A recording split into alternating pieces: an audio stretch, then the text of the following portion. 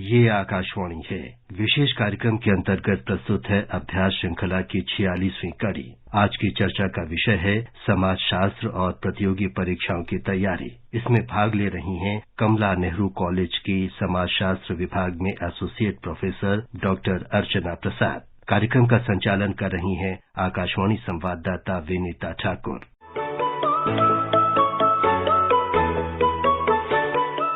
नमस्कार, आपने ट्यून किया है 100.1 मेगाहर्ट्ज यानी आकाशवाणी दिल्ली का FM गोल्ड चैनल और मैं हूं विनीता। कार्यक्रम अभ्यास आपका फेवरेट प्रोग्राम, क्योंकि इसमें हम उन लोगों की थोड़ी सी सहायता मार्गदर्शन करते हैं जो कॉम्पिटिटिव एग्जाम्स के लिए तैयारी कर रहे हैं और एक ऊंचा मुकाम पाना चाहते हैं अपनी जिंदगी में। आज का जो विषय लिया है वो है सोशियोलॉजी यानी कि समाजशास्त्र, और हमारे साथ जो एक्सपर्ट हैं वो है डॉक्टर अर्चना प्रसाद, जो कि कमला नेहरू कॉलेज में सोशियोलॉजी पढ़ाती हैं। तो सबसे पहले उनका स्टूडियो में स्वागत करना चाहेंगे। नमस्कार, बहुत बहुत स्वागत आपका। नमस्कार और धन्यवाद मुझे ये अवसर देने का कि मैं विद्यार्थियों के साथ अपने राय शेयर कर सकती हूँ। ये एक बड़ा ही इंटरेस्टिंग सा सेगमेंट हम लोग इस वक्त प्ले करते हैं। तो आइए सुनते हैं पहले एक्सप्लेनर सेगमेंट, उसके बाद फिर मुखातिब होंगे आपसे और अपने श्रोताओं से।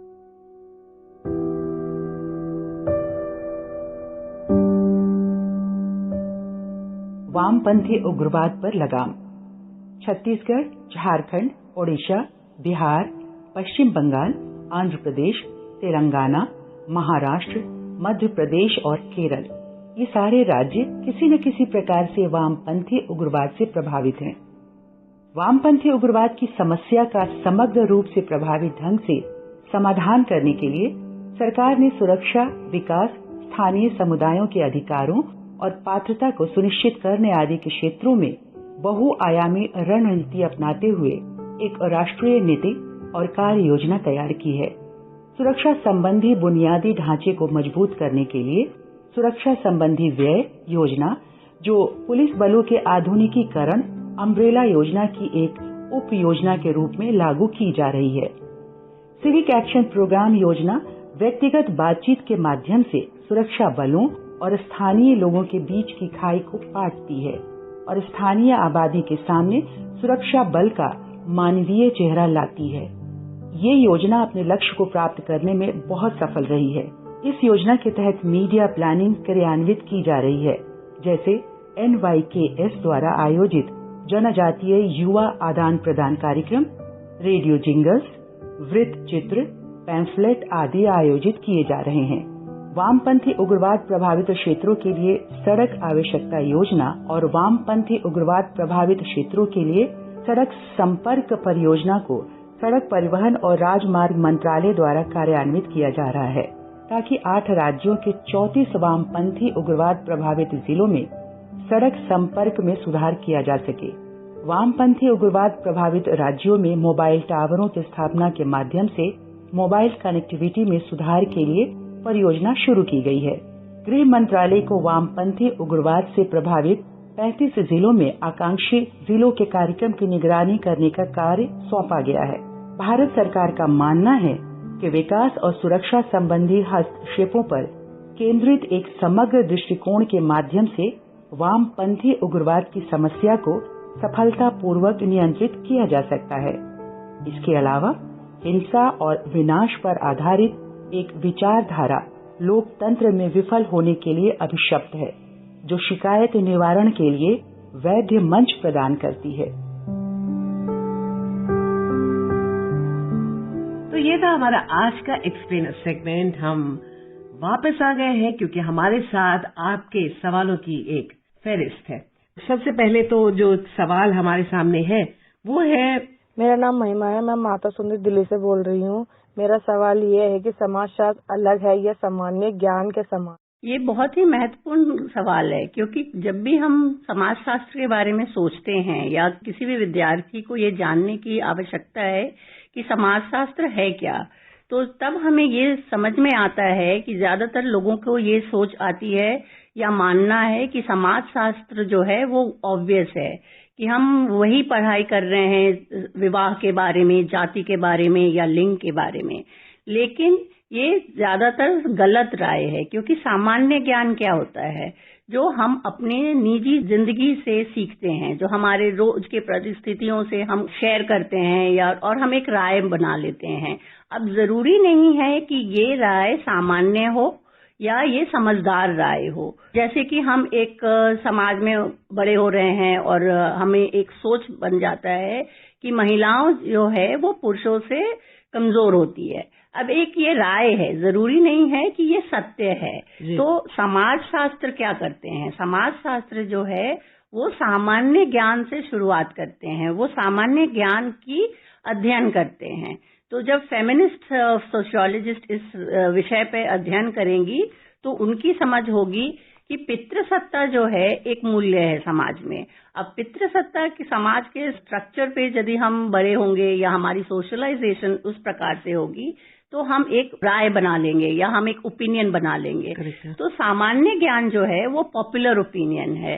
अब हो सकता है कि हमारे समाज में महिलाओं की स्थिति नीचे की है लेकिन किसी और समाज में ऊंची है। तो मार्गरेट मीड एक एंथ्रोपोलॉजिस्ट हैं जिन्होंने अध्ययन किया था। हर समाज में जरूरी नहीं है कि महिलाओं की जो फेमिनिटी कहते हैं कि वो सॉफ्ट स्पोकन हो या वो ज्यादा वजन नहीं उठा पाती है या वो अनेक तरीके के कार्य नहीं कर सकती है, ये गलत है। उनकी किताब है उसमें उन्होंने लिखा है कि बहुत सारे समाज में जो पुरुष हैं वो सॉफ्ट स्पोकन होते हैं, वो भारी सामान नहीं उठाते, सारा दिन समय बर्बाद करते हैं और महिलाएं जो है वो खेतों में काम कर रही है। तो इसीलिए जो जहां सामान्य ज्ञान खत्म होता है वहीं से समाजशास्त्र की शुरुआत होती है। जरूरी अंतर है सामान्य ज्ञान और समाजशास्त्र में कि सामान्य ज्ञान जो है वो हम अपने आप एक राय बना लेते हैं, हम उसके ऊपर कोई अध्ययन नहीं करते, कोई डिस्कशन नहीं करते हैं, कोई क्रिटिकल एग्जामिनेशन नहीं करते हैं। और समाजशास्त्र जो है उसकी अध्ययन के लिए सबसे पहला काम होता है उस पे सवाल करना। तो जब हम शुरुआत करते हैं महिलाओं और पुरुषों की समानता की तो सबसे पहली बात आती है परिवार की। क्या परिवार में एक लड़का और लड़की जैसे सोशलाइज हो रही है तो क्या उसकी सामान्य परवरिश हो रही है? और नहीं हो रहा है तो फेमिनिस्ट सोशियोलॉजिस्ट या समाजशास्त्र का मानना है कि फिर परिवार जो है वहीं से असमानता शुरू हो रही है। इसलिए सबसे जरूरी ये समझने की आवश्यकता है कि हम बिना सामान्य ज्ञान के अध्ययन नहीं कर सकते हैं। समाजशास्त्र के लिए सामान्य ज्ञान आवश्यक है लेकिन हम उसके बस वहीं पे नहीं छोड़ देते हैं, हम उसके अंदर जाते हैं और ये समझने की करते हैं कि वो कितनी सही तक सही है और क्या वो हर समाज में उसकी वही ओपिनियन है या अलग है। तो इस प्रकार से जो है वो समाजशास्त्र इस बात पर जोर देते हैं कि जो सामान्य ज्ञान या प्राकृतिक है वो किसी भी तरह से भौमिक या शाश्वत नहीं है लेकिन अवसर विशेष समाजों या समय की विशेष अवधियों के सापेक्ष होता है। सभी समाजशास्त्री सामान्य ज्ञान के साथ काम करते हैं, बिना हमें अवधारणाओं के साथ उलझे बिना समाज को समझ नहीं पाएंगे। जब तक हम इन डेली एग्जिस्टेंशियल रियलिटी होती है, जो हम प्रक्रिया होती है, उसी को समझने की कोशिश की जाती है क्योंकि हमें समझना पड़ेगा कि समाजशास्त्र जो है वो समाज का विज्ञान है। तो उसकी प्रत्येक समाजशास्त्र खोज क्रांतिकारी नहीं होता है। तो ये भी नहीं मान के चलना है कि हमारे समाजशास्त्र में जो हमारा ऑब्जेक्टिव है वो कोई एक सॉल्यूशन देने का है। समाजशास्त्र कोई आपको बना बनाया सॉल्यूशन नहीं देंगे, पर क्या करते हैं फिर वो कई निष्कर्ष पे आते हैं और हर निष्कर्ष जो है उसका एक एविडेंस होता है और उस निष्कर्ष के साथ वो जो है वो कॉमन सेंसिकल अंडरस्टैंडिंग को समझने की कोशिश करते हैं। और ये जो अगला सवाल है वो है, मैं यूपी गाजियाबाद से अंकित शांडिल्य बोल रहा हूँ। मेरा प्रश्न है, क्या समाजशास्त्र एक विज्ञान है? कृपया बताएं। अब ये बहुत जरूरी है क्योंकि समाजशास्त्र या डिसिप्लिन ऑफ सोशियोलॉजी को समझने के लिए हमें शुरुआत करनी पड़ेगी कि इस डिसिप्लिन की, क्योंकि ये बहुत ही बाद में एक डिसिप्लिन आया था 19वीं सेंचुरी में। उसके पहले समाजशास्त्र विभाग नहीं था, वो ज्यादातर इकोनॉमिक्स के साथ या किसी और डिपार्टमेंट के साथ जुड़ा हुआ था। तो हमें जब शुरुआत करते हैं समाजशास्त्र डिसिप्लिन का तो हमें नाम आता है ऑगस्ट कॉम्ट का, जिसे हम फाउंडर ऑफ सोशियोलॉजी कहते हैं। ये जो नाम है सोशियोलॉजी या समाजशास्त्र, sociology as a science of society, हमें ऑगस्ट कॉम्ट ने दिया था। अब ऑगस्ट कॉम्ट का मानना था कि हमें यदि समाज को समझना है तो हम एक वैज्ञानिक तरीके से समझ सकते हैं।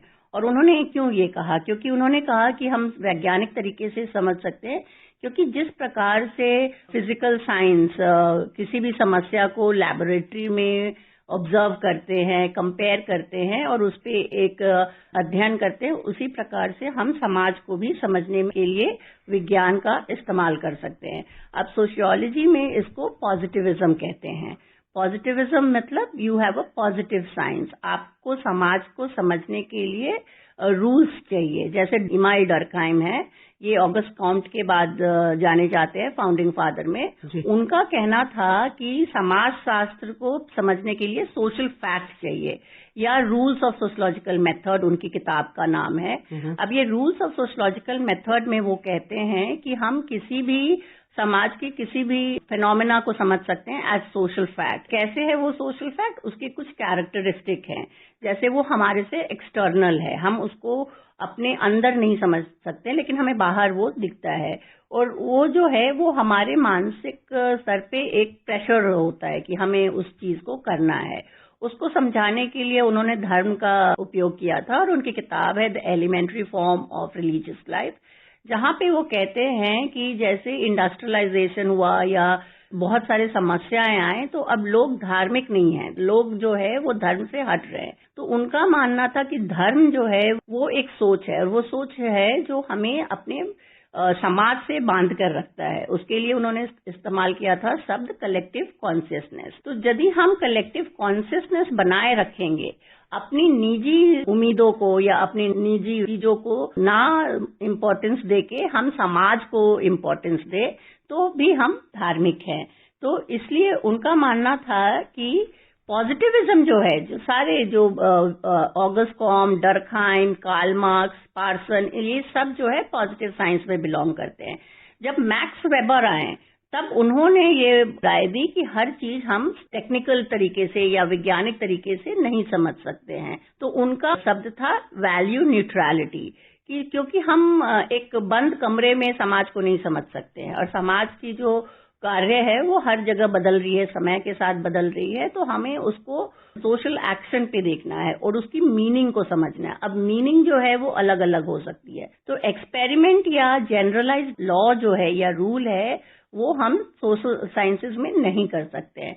लेकिन समाज शास्त्र के अंदर या सोशल साइंस के अंदर ऑब्जेक्टिविटी वर्सेस सब्जेक्टिविटी पे बहुत ज्यादा डिबेट होती है कि क्या हम अपने अध्ययन में ऑब्जेक्टिव हो सकते हैं, क्या हमारी राय, हमारी अपनी विचार हमारे अध्ययन के आरे आता है या नहीं आता है।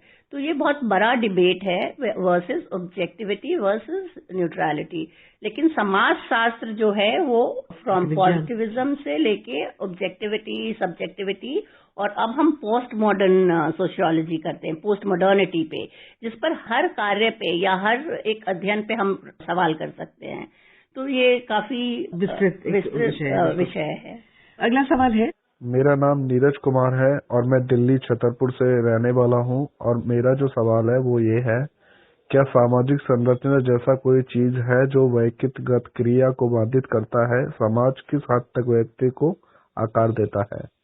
ये सवाल में बेसिकली हमें समझना पड़ेगा दो शब्द को, एक है स्ट्रक्चर और एक है इंडिविजुअल। तो स्ट्रक्चर जो है, संरचना जो है, वो एक समाज का जो होता है वो समाजशास्त्र में संस्थानों की विशिष्ट स्थिर व्यवस्था जिसके द्वारा समाज के मनुष्य एक साथ बातचीत करते हैं और रहते हैं। तो सामाजिक संरचना को अक्सर सामाजिक परिवर्तन की अवधारणा के साथ समझा जाता है, जो सामाजिक संरचना और समाज के संगठन को बदलने वाली ताकतों से संबंधित है। और इंडिविजुअल की जब बात करें तो व्यक्तित्व को समझने के लिए समाजशास्त्र में शब्द इस्तेमाल किया गया है एजेंसी का। एजेंसी मतलब हम इंडिविजुअल लेवल पे किस प्रकार से समाज से जुड़ते हैं। तो व्यक्ति को एजेंसी के रूप में ज्यादातर हम समझते हैं agency as synonymous to individual. तो जिसका अर्थ है कि लोग द्वारा किए गए विचार और कार्य को उनकी व्यक्तिगत शक्ति को व्यक्त करते हैं। तो हमें समझना है कि क्या स्ट्रक्चर और एजेंसी एक दूसरे के ऊपर इन्फ्लुएंस करता है कि नहीं, क्योंकि समाजशास्त्र समाज को समझने की कोशिश है और उस समाज में जितना व्यक्तित्व एक मेंबर है उतना ही स्ट्रक्चर इम्पोर्टेंट है। तो इसको समझने के लिए यदि हम परिवार का एग्जाम्पल लें कि क्या परिवार हमारे जिंदगी पे इन्फ्लुएंस करता है या नहीं, या कितना इम्पैक्ट करता है, जो समाजीकरण होता है उसमें हम किस प्रकार से हमारी पर्सनालिटी बनती है, उसको समझने के लिए परिवार के सदस्यों के बीच में क्या रिश्ता है, क्या स्ट्रक्चर है, सिंपल वर्ड में नेटवर्क ऑफ रिलेशनशिप। तो हर एक हमें पता है कि हम क्या हैं आज, हमारी पर्सनालिटी क्या है आज, वो बहुत हद तक निर्भर करता है कि हम किस प्रकार के समाज में बड़े हो रहे हैं। तो जिसमें स्ट्रक्चर और एजेंसी की जब हम बात करते हैं तो एंथनी गिडेन का नाम आता है हमारे ध्यान में। एंथनी गिडेन का मानना था और उन्होंने एक शब्द दिया था स्ट्रक्चरेशन। तो स्ट्रक्चर और एजेंसी के बीच में एंथनी गिडेन कह रहे हैं कि दोनों एक दूसरे से जुड़े हुआ है। जितना हमारे ऊपर स्ट्रक्चर का प्रभाव होता है उतना ही हम स्ट्रक्चर को सुधारने में हमारी निजी राय, निजी व्यक्तिगत सोच का काम आता है। तो स्ट्रक्चर और एजेंसी जो है वो हम यदि देखें कि समाजशास्त्र में किस प्रकार से इस पर अध्ययन हुआ है, तो बहुत सारे समाजशास्त्री जो हैं वो स्ट्रक्चर पे ध्यान देते हैं। स्ट्रक्चर जैसे डर्कहाइम, वो समाज के बारे में सोच रहे हैं, कलेक्टिव कॉन्शियस की जब बात कर रहे हैं तो वो स्ट्रक्चर की बात कर रहे हैं। लेकिन जब मैक्स वेबर कह रहे हैं कि सोशल एक्शन पे ज्यादा समझना चाहिए, तो इंडिविजुअल लेवल पे वो समझने की कोशिश कर रहे हैं। तो स्ट्रक्चर और एजेंसी जो है वो बहुत इम्पोर्टेंट कॉन्सेप्ट है समाज को समझने के लिए। आगे बढ़ने से पहले हम चाहेंगे कि अपने श्रोताओं को जो एक उनका मच अवेटेड सेगमेंट होता है यानी कि फिल्म सॉन्ग का, तो वो भी हम ले लें, एक म्यूजिकल ब्रेक। तो गाना आपकी पसंद का होगा या मेरे? आपके पसंद। तो आइए सुनते हैं एक बहुत ही प्यारा सा गाना फिल्म खुद्दार से, जो उन लोगों के लिए मुझे ऐसा लगता है बहुत ही इंस्पिरेशनल होगा जो लोग अभी पढ़ाई कर रहे हैं, तैयारी कर रहे हैं कॉम्पिटिशन्स की। तो ये गाने के बोल भी कुछ ऐसे ही हैं, ऊंचे नीचे रास्ते और मंजिल मेरी तू। आइए सुनते हैं इस गीत को। ऊंचे नीचे रास्ते और मंजिल तेरी दूर, ऊंचे नीचे रास्ते और मंजिल तेरी दूर, राह में राही रुकना जाना होकर के मजबूर। ऊंचे नीचे रास्ते और मंजिल तेरी दूर, ऊंचे नीचे रास्ते और मंजिल तेरी दूर, राह में राही रुकना जाना होकर के मजबूर। ऊंचे नीचे रास्ते और मंजिल तेरी दूर।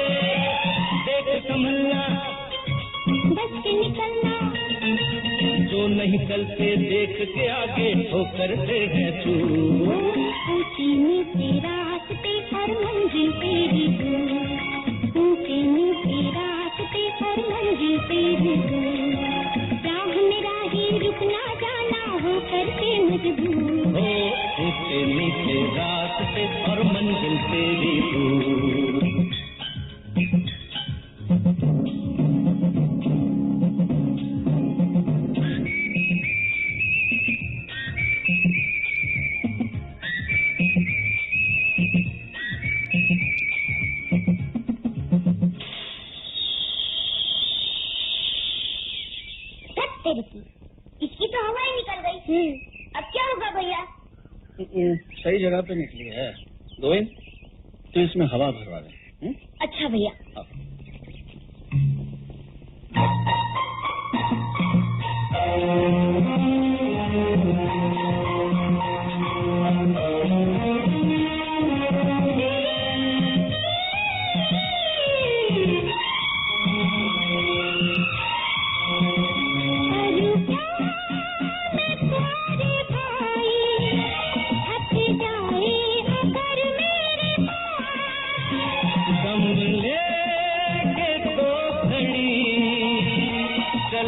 पल बन मिले जाएगा, जो कोई सोया उसमें खोया, बात हमारी याद हमेशा रखना तू जरूर। ऊंचे नीचे रास्ते और मंजिल तेरी दूर, ऊंचे नीचे रास्ते और मंजिल तेरी दूर, राह में राही रुकना जाना हो करके मजबूर हो, ऊंचे नीचे रास्ते और मंजिल तेरी दूर। वेलकम बैक फ्रेंड्स, बातें चल रही है कार्यक्रम अभ्यास में। हमारे साथ है डॉक्टर अशरफ प्रसाद, समाजशास्त्र विभाग, कमला नेहरू कॉलेज दिल्ली यूनिवर्सिटी से, और इन्होंने अब तक कुछ बहुत ही इंटरेस्टिंग सवालों के साथ बहुत ही एक्सप्रेस किया है, बहुत ही मजेदार ढंग से, जिससे कि समझना बहुत ही आसान हो गया हमारे लिए भी। तो अब कुछ एक सवाल और बाकी है, तो उसको हम लेते हैं। ये सवाल है, I'm Eklavya. I'm from Ranchi, Jharkhand, and my question is, what is culture and what are the elements of culture?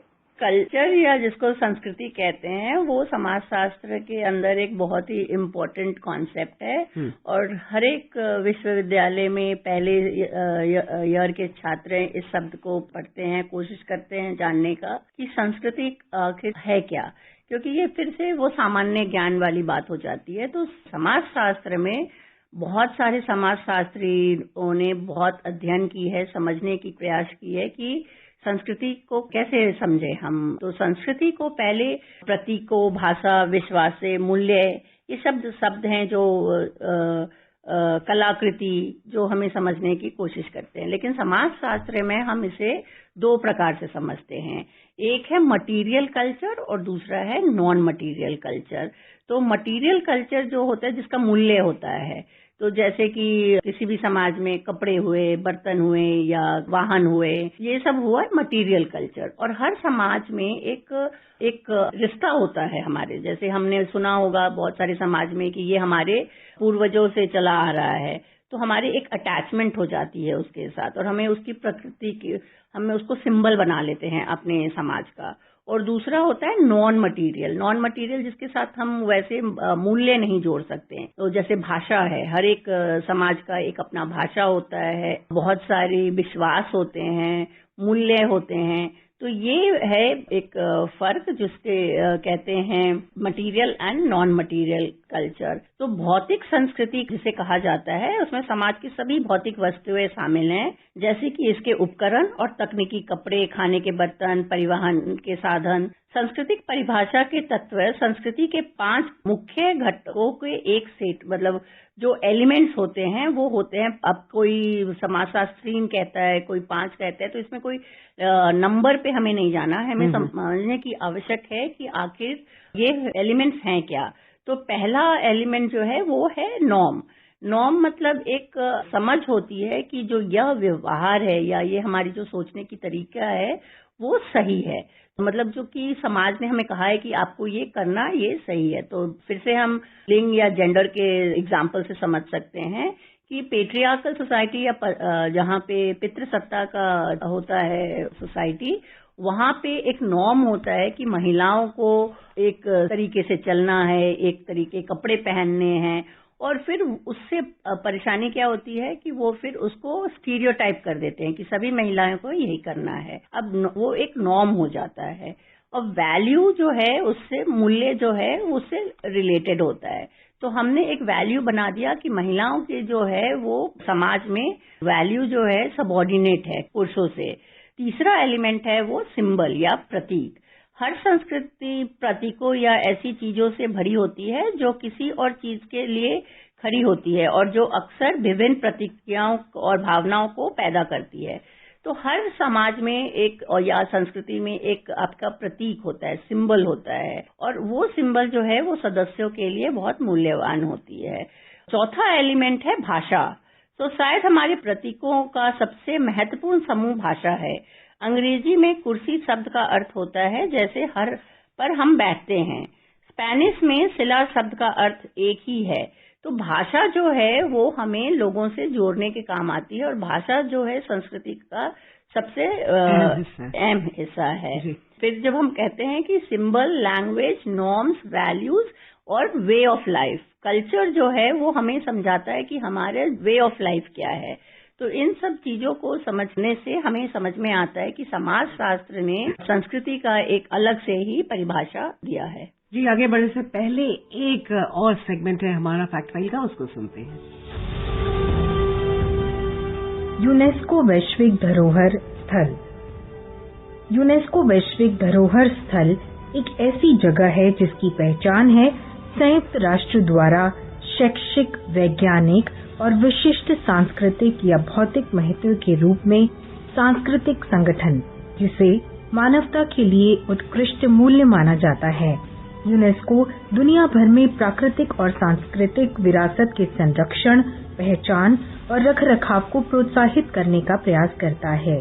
1972 में यूनेस्को द्वारा स्वीकार किए गए विश्व सांस्कृतिक और प्राकृतिक विरासत के संरक्षक के संबंध में कन्वेंशन द्वारा इसका उदाहरण दिया गया है। भारत में 40 यूनेस्को विश्व धरोहर स्थल हैं। इनमें 32 सांस्कृतिक स्थल, 7 प्राकृतिक स्थल और 1 मिश्रित मापदंड स्थल शामिल है। 16वीं शताब्दी का आगरा का किला, अजंता की 29 गुफाएं जो चट्टानों को काटकर बनाई गई हैं, नालंदा का पुरातत्व स्थल, भारत में नालंदा प्राचीन विश्वविद्यालय में महाविहार, सांची मध्य प्रदेश में सबसे पुराना बौद्ध अभ्यारण्य, चंपानेर पावागढ़ पुरातत्व, Chhatrapati Shivaji terminal, the Victorian Gothic revival, Goa के चर्च और कॉन्वेंट 7 एलिफेंटा की गुफाएं, एलोरा के केव्स, फतेहपुर सीकरी उत्तर प्रदेश, महाजीवित जैला मंदिर तंजावुर, हम्पी कर्नाटका, महाबलीपुरम तमिलनाडु, पट्टकल कर्नाटक, राजस्थान के पहाड़ी किले, अहमदाबाद का ऐतिहासिक शहर, हुमायूं का मकबरा दिल्ली, जयपुर शहर, खजुराहो मध्य प्रदेश, महाबोधि टेम्पल बोध गया,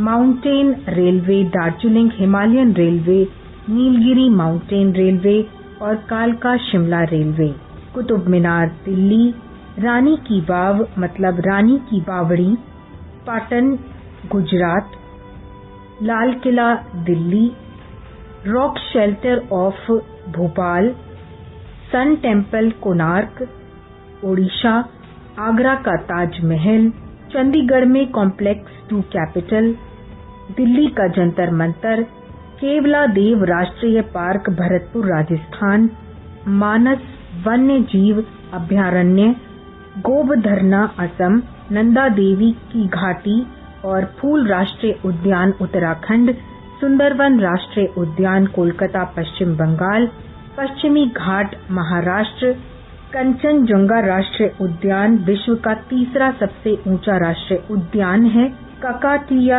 रुद्रेश्वरा रामप्पया में मंदिर का निर्माण हुआ था। हम अपने श्रोताओं को चलते चलते ये बता दें कि अभ्यास कार्यक्रम आपका है और इस कार्यक्रम में आपकी सहभागिता बहुत जरूरी है, जो कि आप व्हाट्सएप कर हमसे बात कर सकते हैं 9289094044 पर अपने मैसेजेस भेजें और बताएं कि अगला विषय हम कौन सा लें। फिलहाल तो हम आपको ये बता दें कि अगला विषय जो होगा वो है साइकोलॉजी का, यानी कि मनोविज्ञान। और अब मैं हमारी आज के मेहमान यानी डॉक्टर अर्चना का बहुत बहुत शुक्रिया अदा करना चाहूंगी कि उन्होंने अपने बहुत ही टाइट शेड्यूल से वक्त निकाला और हमारे साथ इस कार्यक्रम से जुड़ी। थैंक यू, आपको धन्यवाद देने की हमें श्रोता के साथ जुड़ने का मौका मिला और हमारा कार्य ही होता है अध्यापिका होके कि हम अपने ज्ञान जो है श्रोता के साथ शेयर करें। नमस्कार। विशेष कार्यक्रम के अंतर्गत अभी आप सुन रहे थे अभ्यास श्रृंखला की 46वीं कड़ी। आज की चर्चा का विषय था समाज शास्त्र और प्रतियोगी परीक्षाओं की तैयारी। इसमें भाग ले रही थीं कमला नेहरू कॉलेज की समाजशास्त्र विभाग में एसोसिएट प्रोफेसर डॉक्टर अर्चना प्रसाद। कार्यक्रम का संचालन कर रही थीं आकाशवाणी संवाददाता विनीता ठाकुर। ये कार्यक्रम आकाशवाणी के समाचार सेवा प्रभाग द्वारा प्रस्तुत किया गया। इसे आप हमारे mobile app news on AIR और YouTube channel news on AIR official पर भी सुन सकते हैं।